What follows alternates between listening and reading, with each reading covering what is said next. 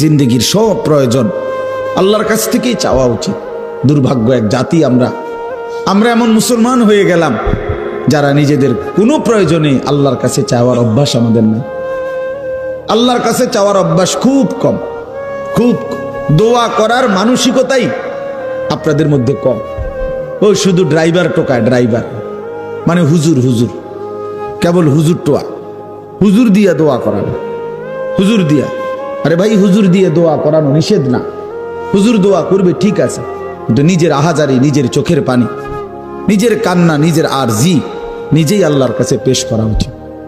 বান্দার কাকুতি মিনতি আল্লাহর খুব পছন্দ, আল্লাহর খুব পছন্দ, আল্লাহ তাআলার খুব পছন্দ। হাদিসে আছে বুখারীতে, ফাওয়াল্লাহি লা ইয়ামাল্লাল্লাহু হাত্তা তামাল্লু। নবীজি বলছেন, আল্লাহর কসম উম্মত, তোমরা চাইতে চাইতে আল্লাহর কাছে ক্লান্ত হয়ে যাবে, কিন্তু রব্বে করিম দিতে দিতে একবারও ক্লান্ত হবেন না।